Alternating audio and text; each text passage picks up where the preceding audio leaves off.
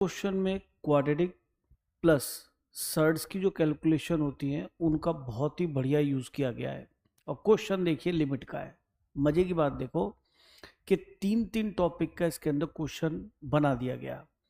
और इसके अंदर सबसे बड़ी समस्या क्वेश्चन में यहाँ है कि जब हम कैलकुलेशन करते हैं तो कुछ ऐसी टर्म इन्वॉल्व हो जाती हैं जो हमें रिजल्ट तक पहुंचने में, जिस फॉर्म का रिजल्ट चाह रहा है वहां तक पहुंचने में हमें प्रॉब्लम क्रिएट करती रहती है। तो चलिए इस क्वेश्चन का सॉल्यूशन देखते हैं। तो इसमें मेथड 1 से मैं कर रहा हूँ, दोनों मेथड आप ध्यान से देखना। बस कैलकुलेशन के पॉइंट ऑफ व्यू से मेथड 1 है, वैसे क्वेश्चन एक ही तरीके से चल रहा है। देखिए अगर मैं यहाँ पे कहता हूँ कि ये जो क्वाड्रेटिक इक्वेशन है और इसका रूट ए और बी है, इन्होंने ए तो बोल ही दिया, मैंने अपनी तरफ से बी दूसरा रूट बोल दिया। और अगर वो पॉजिटिव है तो यानी कि वो रियल है, तो दूसरा रूट भी ऑब्वियसली रियल ही होगा क्योंकि कोफिशिएंट इसके रियल है। तो मैंने यहाँ से रूट निकालना स्टार्ट कर दिया। तो माइनस बी सीधा चारे formula plus minus B square minus 4, A का काम कर रहा है 2 और सी कर रहा है बेटा -2 अपॉन 2a, a इज 2। तो रिजल्ट आ गया बच्चों -1 प्लस माइनस √17/4। तो इनमें से क्योंकि वो a को पॉजिटिव बोल रहा है तो मैंने भी जो प्लस वाली वैल्यू थी उसको a बोल दिया, -1 प्लस √17/4 और एक अपनी तरफ से रूट b बोल दिया। मेरे ख्याल में यहाँ तक कोई प्रॉब्लम है नहीं। और ये तो हमें देखना ही पड़ता क्योंकि ये पॉजिटिव है, यहाँ तक तो हमें जाना ही पड़ता क्योंकि हमें a तो देखना था a क्या बनता है, क्योंकि आगे लिमिट भी a के ऊपर ही दिखाई दे रही है 1/a। अब प्रॉब्लम यहाँ आई कि इसका रूट a है, ये मान लेते हैं, तो a इसको सेटिस्फाई करेगा, बिल्कुल बात ठीक है। यानी कि ये आपको 2a² plus a minus 2 equal to 0 बनाएगा और b भी इसको सेटिस्फाई करेगा क्योंकि इसका रूट है कि ठीक है मान लेते हैं। लेकिन जब बच्चा यहाँ पे करता है तो लिमिट 1/a रखता है, तो कहता है यार ये इक्वेशन दोनों डिफरेंट है, और यहाँ 1/a की तरफ जाता है तो ये 0 की तरफ जाता है, तो डिनोमिनेटर तो 0 की तरफ जा रहा है। और हम इस बात को सर्च नहीं कर पा रहे कि न्यूमिनेटर भी 0 की तरफ जा रहा है या नहीं जा रहा। अभी ध्यान से देखो, अगर मैं x की जगह 1/a रखता हूँ तो आप देखिए जा रहा है ये भी बेटा, डिनोमिनेटर तो गया था 0 की तरफ, न्यूमिनेटर भी जा रहा है। तो जब आप यहाँ एलसीएम लेंगे तो a² बन जाएगा, तो 2a² प्लस a-2। ध्यान से देखो इस फ्रैक्शन का जो न्यूमिनेटर है इस रेशियल एक्सप्रेशन का, ये सेम ये बन गया। तो इसका मीनिंग ये तो 0 की तरफ जा रहा है और ए 0 नहीं है, यानी कि ये नंबर 0 की तरफ जा रहा है, पक्की बात है। और अगर ये नंबर 0 की तरफ जा रहा है तो cos 0 1 की तरफ जा रहा है, 1 - 1 0 की तरफ जा रहा है, तो यानी कि ये 0 की तरफ जा रहा है न्यूमिनेटर, और डिनोमिनेटर 0 की तरफ जा रहा था, यानी कि 0/0 फॉर्म है।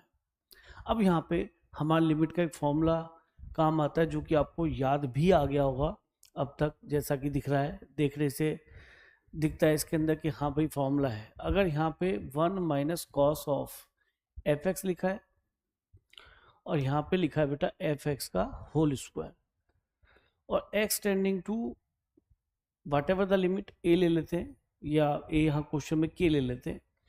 तो x को k की तरफ ले जाने पर अगर ये आर्ग्यूमेंट भी 0 की तरफ जाए और ये भी 0 की तरफ जाए तो ये रिजल्ट हाफ की तरफ जाता है। वैसे इसका फॉर्मूला ये है 1 minus cos X upon X square when limit is x tending to 0, तब ये हाफ की तरफ जाता है। और अगर हम x की जगह क्या रिप्लेस कर दें, fx, तो लिमिट कुछ भी हो x को के रखने पर अगर ये आर्ग्यूमेंट भी 0 की तरफ जाए ये भी 0 की तरफ जाए तो भी रिजल्ट हाफ की तरफ ही जाता है। तो वही मैं देख रहा हूँ कि ये जो मेरा आर्ग्यूमेंट है कॉस का, x टेंडिंग टू 1/a रखने पर 0 की तरफ जा रहा है, तो इसका मीनिंग मैं इसके अंदर कर सकता हूँ लिमिट, ध्यान देखना बेटा बहुत कमाल का क्वेश्चन है, इसकी कैलकुलेशन अभी तक तो ये ऐसा ही लग रहा है। जब मैंने 1/a रखा तो 16 into 1 minus cos of 2 plus x minus 2x² upon, अब ये सेम दिखना चाहिए, ये fx है तो ये भी fx दिखना चाहिए, तो मैंने इसको लिख दिया 2 plus x minus 2x square के होल स्क्वायर से हम मल्टीप्लाई कर दिया डिनोमिनेटर में, तो यहाँ पे आपको ऊपर भी न्यूमिनेटर मल्टीप्लाई करना पड़ेगा, ठीक। और क्या बच गया था, ये 1 माइनस ax का होल स्क्वायर। तो आपने देख ही लिया है कि x जैसे ही 1/a की तरफ जाएगा तो ये जो कॉस का आर्ग्यूमेंट है जीरो की तरफ जा रहा है और ये भी जीरो की तरफ जा रहा है, ये जीरो का, ये एक्स का स्क्वायर भी हो गया जैसे एफ एक्स का स्क्वायर है, तो ये होल रिजल्ट किसकी तरफ चला जाएगा, इतना हाफ की तरफ। तो ये तो लिमिट का फॉर्मूला हो गया। अब कहानी अटक गई हमारी कहाँ पर, कि सर यहाँ एक्स को 1/a रखना है, फिर वही ये वही फैक्टर है जो ये वही आर्ग्यूमेंट है जो यहाँ पे दिखाई दे रहा है, ये भी जीरो की तरफ जा रहा है और 1 रखने पे अभी भी जीरो की तरफ जा रहा है, अभी भी इधर 0/0 फॉर्म बन रही है। तो अगर लिमिटेड क्वेश्चन में कहीं प्रोडक्ट में आता है तो आप अगर कोई फॉर्मूला बनता है तो उसकी वैल्यू वहाँ पे पुट कर सकते हैं, वो बस जीरो नहीं होनी चाहिए, क्योंकि फिर इसका पता नहीं पड़ेगा ना जीरो से, तो ये क्या बन रहा था वो उसको भी जीरो बना देगा, इस वजह से कहते हैं कि जीरो नहीं होनी चाहिए। तो ठीक है, अब आपने यहाँ देख लिया ध्यान से कि ये तो भाई आगे भी श्योर क्या बन रहा है, 0/0 फॉर्म बन रही है, मेरे ख्याल में आता कोई प्रॉब्लम नहीं। अब यहाँ से एक बच्चा ये भी सोच सकता है कि ये 0/0 फॉर्म बनी रही है तो क्यों ना एल हॉस्पिटल रूल लगाया जाए। ठीक है, मैं तो समझता हूँ कि 2 बार लगाने के बाद क्वेश्चन खत्म हो जाएगा क्योंकि होल स्क्वायर दिखाई दे रहा है। तो एक काम करते हैं, इसको तो हटा दें, इसका तो हमने यूज कर ही लिया।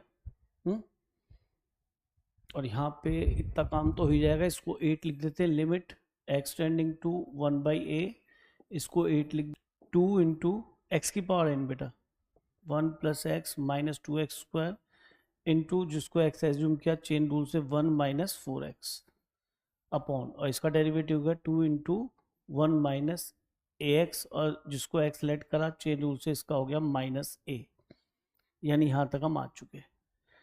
लेकिन अभी भी 0/0 फॉर्म है क्योंकि 1 रखेंगे जीरो जाएगा, ये फैक्टर तो आप शुरू से देख रहे हैं कि जीरो की तरफ जाता है, इसका मीनिंग अभी भी 0/0 फॉर्म है। कोई बात नहीं, ये 2 से 2 कैंसिल हो गया। अगेन हम एल ऑपरेटर रूल लगाते हैं, limit x tending to 1/a और यहाँ 2 कैंसिल हो गया तो ये 8 दिखाई दे गया।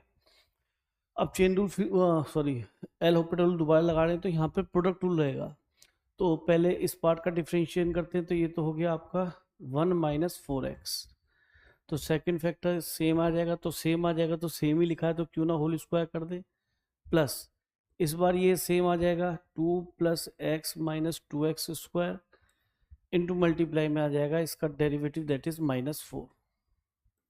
हाँ तो मुझे लग रहा कोई प्रॉब्लम नहीं, और इसका डेरिवेटिव ये तो माइनस है तो कांस्टेंट बाहर रहेगा और इसका डेरिवेटिव का 0, इसका -a, तो -a और आएगा तो +a² हो गया। और फिर से लिमिट अप्लाई करते 1/a, जैसे ही हम 1/a रखा तो ये तो यही दिखाई देने लगा, इसी के अंदर भी तो 1/a रखा था, उसके बाद यही तो आया था और ये 0 की तरफ जा रहा था तो ये तो 0 ही हो गया। यहाँ 1/a रखा तो ये 8 इंटू 1 - 4/a होल स्क्वायर और 1/a²।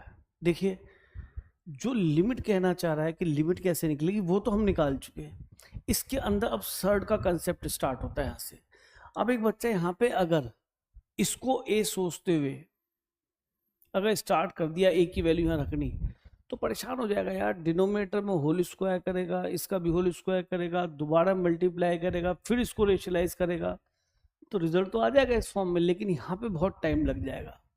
अब यहाँ पे क्वाड्रेटिक का एक बहुत ही बेहतरीन कंसेप्ट आता है कि यहाँ पर इनको देखो, सम ऑफ रूट हमें क्या मिल रहा है, तो a + b, मैंने a और b इसके रूट बोले थे, वो -b/a और प्रोडक्ट ऑफ रूट c/a यानी कि -1 हो गया, -2/2 -1। तो यहाँ पे एक बहुत बढ़िया चीज निकल के आ रही है कि a × b, ये जो a और b है इसका प्रोडक्ट -1 है, यानी कि रेसिप्रोकल और विद अपोजिट साइन है रूट्स। तो यहाँ पे ये नहीं है कि a की जगह आप देख ही रहे कि 1/a तो इसमें दिख ही रहा है, तो यहाँ पे बस ये ध्यान रखना कि ये जो 1/a सेपरेट हुआ, इस 1/a की वैल्यू आप -b लिख दीजिए क्योंकि 1/a इधर जाएगा, तो ये 1/a हो गया -b, तो ये 4b हो गया, और ये 1/a -b बनेगा तो -b² + b, तो डिनोमिनेटर से बच गए। और b तो हमें पता ही है, तो हमें a रखना ज़्यादा अच्छा लग रहा था, b रखना ज़्यादा अच्छा लग रहा है, न्यूमिनेटर में है, करके देखो कैलकुलेशन, इसमें मज़ा आ जाएगा, टाइम ले जाएगा, और अगर आपने ये यूज़ कर लिया तो क्वेश्चन में टाइम नहीं लगेगा। इसके बाद भी आगे बोलता हूँ, ध्यान सुनो, अगर हम यहाँ पर इसका होल स्क्वायर एक्सपेंड कर दे, अब भी b की वैल्यू मत रखना, फिर परेशान हो गए, होल स्क्वायर करना पड़ेगा, आप एक्सपेंड करो इसको, 16b² + 8b, into B square. अब एक चीज बताइए, बी भी तो इसका रूट है, तो ये 2b² plus B minus 2 equal to 0 ये बनेगा। तो 2b² का मतलब 2b² प्लस बी, और ये साफ साफ कुछ एक जैसे दिख रहे हैं। अगर मैं इसमें 8 से मल्टीप्लाई कर दूं तो 16b² 8b माइनस 16 नजर आएगा। तो ठीक है, बढ़िया है।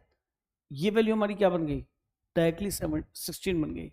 और अगर ये 16 बन गया तो ये 17 बन गया। और बी स्क्वायर तो हम निकाल लेंगे अगर बी दिख रहा है। तो यहाँ पे कैलकुलेशन आपने बहुत सिंप्लीफाई कर ली है, अदरवाइज क्वेश्चन में बहुत परेशानी हो जाती है। तो 8, ये 17, और बी का स्क्वायर, इसका स्क्वायर कर लीजिए, कितना बन गया, B square is minus A minus B का होल स्क्वायर, तो A square plus B square plus 2ab upon 16। तो ये आ गया बेटा 18 प्लस 2 रूट 17 अपॉन 16। क्लियर। अब यहाँ पे आप 2 से और डिवाइड कर सकते हो न्यूमिनेटर डिनोमिनेटर को, तो 9 प्लस रूट 17 अपॉन 8। ये वैल्यू मैं रख देता हूँ बी स्क्वायर की। तो 9 प्लस रूट 17, देखो फॉर्म भी बिल्कुल वैसी दिखने लगी, अपॉन 8। अब 17 को अंदर मल्टीप्लाई कर दो, कितना बन गया, 97 में हो जाएगा 153, और फिर प्लस 17 रूट 17। अब आप देखिए क्या दिखाई दिया, ये अल्फा प्लस बीटा रूट 17 है, तो इससे अल्फा की वैल्यू हो गई 153 और बीटा की वैल्यू हो गई 17 ऑन कंपेयरिंग। आपसे पूछा गया है अल्फा प्लस बीटा, तो अल्फा प्लस बीटा की वैल्यू 170 आ गई। तो कैलकुलेशन इस क्वेश्चन की काफ़ी अच्छी है। इस क्वेश्चन को वहाँ पर वही बच्चा कर पाएगा जिसने इस टाइप की कैलकुलेशन को पहले झेला हुआ है, अदरवाइज नहीं कर पाएगा। अब इसके मेथड 2 पे अगर मैं आऊँ तो स्टार्टिंग से क्वाड्रेटिक का एक बहुत अच्छा कंसेप्ट यूज होगा। अब तो देखिए काफ़ी चीज़ें आपको पता पड़ गई हैं इसके अंदर, काफ़ी चीज़ें बोलने की जरूरत ही नहीं पड़ेगी यहाँ पे। तो देखिए आप, मेथड 2 बहुत ही ईजी मेथड है, मतलब ऑलमोस्ट ऐसा ही जाएगा, पर हमें मालूम होना चाहिए कि मैथ्स में स्टूडेंट क्या करता है कि कभी भी कहीं से भी स्टार्ट कर देता है, तब उसे ध्यान नहीं होता या मैं कौन से मेथड से थोड़ा शॉर्टकट से पहुंच जाऊंगा। पर चलिए, मेरा काम आपको दोनों मेथड बताना है, तो वो मैं बता रहा हूँ आपको। अब देखिए इसके रूट्स अगर मैं कहता हूँ ए, तो उसने कहा बी और है, तो यहाँ से कन्फर्म है, हमें एक बात तो पता है कि अगर कोई इक्वेशन जिसके रूट्स ए और बी हैं तो डायरेक्टली हम क्या लिख सकते हैं, तो सम लिख सकते हैं, A plus B is minus B upon A, और A into B C upon A. याद आ गया होगा, एक चीज़ तो ये लिखी जा सकती है। दूसरा इक्वेशन को ध्यान से देखो, तो हमने ये पढ़ा हुआ है कि कोई इक्वेशन अगर A square plus B X plus C equal to 0 लिखिए क्वाड्रेटिक, और अगर इसके रूट्स अल्फा बीटा यानी एक्स की वैल्यू अल्फा बीटा है, तो वो रूट जिसके वो इक्वेशन जिसके रूट्स इसके रेसिप्रोकल होंगे वो क्या बनेगी कि सर कोई भी रिक्वायर्ड इक्वेशन अगर उसके रूट्स नोन हो तो एक्स स्क्वायर और सम ऑफ रूट्स होता है यहाँ पे, है ना, sum of roots into X into product of roots. तो एक तो सम निकाल लेते हैं इसका। वैसे आपको याद रखना चाहिए, अभी लर्न करने का तरीका भी मैं आपको बता दूंगा। तो अल्फा प्लस बीटा क्या दे रखा है यहाँ पे, इन जनरल चलते हैं, तो अल्फा प्लस बीटा तो मिलेगा माइनस बी अपॉन ए, बस समझा रहा हूँ बेटा, ये वैसे काफ़ी बच्चों को आता है। अल्फा प्लस बीटा होगा माइनस बी अपॉन ए, और ये होगा सी अपॉन ए, तो ये आपका माइनस बी अपॉन सी मिल जाएगा। और प्रोडक्ट ऑफ रूट क्या दिखाई दे जाएगा कि sir 1 upon alpha 1 upon beta, तो अल्फा बीटा तो आपने पढ़ा ही है, अल्फा इंटू बीटा क्या है, सी अपॉन ए। तो रिक्वायर्ड इक्वेशन इसमें आप जैसी वैल्यू लिखेंगे तो वो X square minus sum of roots में minus plus B upon A हो जाएगा, B upon C X plus A upon C. अब सी से मल्टीप्लाई कर दीजिए तो ये हो गया C square plus B X plus A. तो आप इक्वेशन में चेंज देख रहे हैं कि ये तो सेम है, बस इन दोनों में इंटरचेंज हो गया। यानी कि एक इक्वेशन अगर कोई क्वाड्रेटिक लिखे जिसके रूट्स ए और बी हैं, तो अगर उसके रेसिप्रोकल रूट्स होंगे तो उसकी इक्वेशन क्या होगा, ये आपने कोफिशिएंट्स को इंटरचेंज कर देना है। तो यहाँ तो -2 है, यहाँ 2 है, ठीक है, समझ गए आप शायद, ये सी और ए इंटरचेंज हो गए, और ये हम याद भी कर लेते हैं। तो -2x स्क्वायर, बीच में कुछ टच नहीं करना, प्लस 2 इक्वल टू 0। तो ध्यान से देखो, इसने ये इक्वेशन यहाँ पे लिख दी है। तो जो अंदर आर्ग्यूमेंट में इक्वेशन है उसके रूट्स ए ना होकर 1/a है और बी ना होकर 1/b है। तो ठीक है, कोई प्रॉब्लम नहीं, ये समझाया। वैसे काफ़ी स्टूडेंट्स को ये बात पता होती है। और याद भी रखना, अगर किसी क्वाड्रेटिक इक्वेशन के रूट्स अल्फा बीटा है तो वो क्वाड्रेटिक इक्वेशन एक सिमेट्रिक चेंज होना चाहिए, दोनों में सेम टाइप का चेंज आए तो 1/अल्फा 1/बीटा बनेंगे। तो इक्वेशन में क्या होगा, सी इधर आ जाएगा, कोफिशिएंट ए उधर चला जाएगा, बीच में कोई चेंज नहीं होगा। तो स्टूडेंट इसको लर्न करते हैं, याद करते हैं, हमेशा डायरेक्टली यूज कर लेते हैं, और उन बच्चों को यहाँ दिख भी गया होगा ये कि ऐसा कुछ इक्वेशन यहाँ रिफ्लेक्ट कर रही है। और दूसरा मुझे यहाँ से भी दिख गया था, क्योंकि ए इसका रूट है, और अगर 1/a इसका रूट है तो फिर मेरा दिमाग यहाँ पे काम करने लगता है, यार ये ए है तो ये 1/, रेसिप्रोकल है। फिर दिमाग में आएगा एक क्वाड्रेटिक इक्वेशन, भाई ये है तो अगर इसके रूट ए है तो इसका 1/, यानी कि अगर इसका बी है तो इसका 1/b श्योर होगा। यहाँ से क्लियर है। तो इसका मतलब 1/a रखने पर ये 0 की तरफ जाएगी, और cos 0 किसकी तरफ जाएगा, 1 की तरफ जाएगा। तो ऊपर भी 0/0 फॉर्म हो गई, और अब हमें फॉर्मूला याद आ जाना चाहिए। और देखो यहाँ पे ये 2 नहीं है बेटा, यहाँ पर ये 2 नहीं है, मैं आपको दिखाया था, ये 2 नहीं है यहाँ पे बेटा, इसको 2 को हटाए थे। तो अब आगे स्टार्ट करते हैं क्वेश्चन को। तो क्वेश्चन देखो, वहां तक तो मैं वैसे ही ले जा रहा हूँ। मैंने क्या किया यहाँ पे, 1 माइनस कॉस। अब देखना, वहां पे तो मैंने एल हॉस्पिटल रूल का यूज किया था, आइडेंटिटी का यूज किया था। मैंने यहाँ पे क्या किया कि जैसे कोई भी क्वाड्रेटिक इक्वेशन है, वो भी समझ लो क्वाड्रेटिक इक्वेशन का कंसेप्ट ही है ax² + bx + c = 0। अगर इसके रूट्स अल्फा बीटा, तो इस इक्वेशन को हम कैसे लिख सकते हैं, एक तो x² का कोफिशिएंट a बाहर लिखना, और एक बार x माइनस अल्फा और एक बार x माइनस बीटा। तो ये इक्वेशन बिल्कुल इसके इक्वल है। a लिखना बहुत जरूरी है, कोफिशिएंट। तो अगर मैं इस इक्वेशन को लिखना चाहूंगा तो यहाँ पे x² कोफिशिएंट क्या है, -2। तो एक बार x माइनस रूट क्या बताए थे, अगर उसके a और b है तो इसके रूट्स क्या है, 1/a और 1/b। शायद अभी अभी इसी बात का झगड़ा हमारे आपके बीच चल रहा था कि ये कहानी कैसे सेट हो। तो ठीक है, ये तो बढ़िया हो गया। 1 माइनस, अब मुझे यहाँ क्या दिखाई दिया कि सर अच्छा कॉस और माइनस तो कॉस शीट होता है, तो इस माइनस को आप हटा भी सकते, कोई ऐसा इंपॉर्टेंट काम नहीं है इसका। इसको माइनस को मैंने यहाँ से रिमूव भी कर दिया, कॉस और माइनस टाइज कॉस थीटा। अब मैंने यहाँ से, क्योंकि x माइनस 1/a बनाना पड़ेगा मुझे अगर फॉर्मूला एडजस्ट करना है, जो कि ये फॉर्मूला होता है 1 minus cos of fx upon fx का होल स्क्वायर। जो भी पीछे यूज भी किया आपने, limit X tending to k whatever, लेकिन k रखने पर fx 0 की तरफ जाना चाहिए, तब ये रिजल्ट आपको क्या देता है, हाफ देता है। तो ठीक है, यहाँ तक की कहानी तो दिख रही है। यहाँ से जैसे मैंने a कॉमन लूंगा तो यहाँ पे दिख जाएगा a² आएगा, तो x a कॉमन लिया तो होल स्क्वायर, तो उल्टा भी कर सकते हैं क्योंकि a माइनस बी और b माइनस ए सेम होता है। तो ये चीज़ ये हो जाएगी, ठीक है जी। अब मुझे एक चीज़ की और रिक्वायर्ड है, एक फैक्टर जो कि x माइनस 1/b होगा। अब एक काम करते हैं, ये होल स्क्वायर हम दोनों के ऊपर लिख लेते हैं, एक 2 की भी जरूरत पड़ेगी, एक 2 भी लिख लेते हैं। तो अब आप देखिए कि आपने पूरा एक्सप्रेशन एडजस्ट कर दिया fx की तरीके से। अब यहाँ क्या दिखाई दिया कि सर यहाँ हमने एक्स्ट्रा क्या लिख दिया कि a² तो अपनी जगह था, हमने 2 एक्स्ट्रा लिया, तो यहाँ पे आप जो है 2 का होल स्क्वायर था 4 मैंने एडजस्ट कर दिया। ये x माइनस a का होल स्क्वायर था ही, है ना, और मुझे x माइनस 1/b का होल स्क्वायर से और मल्टीप्लाई करना पड़ेगा। तो आई थिंक सब कुछ एडजस्ट यहाँ पे हो चुका है। और लिमिट जैसे ही आप x टेंडिंग टू 1/a लिखेंगे तो ये तो आपकी, ये तो हमारा इतना तो ये फॉर्मूला बन गया,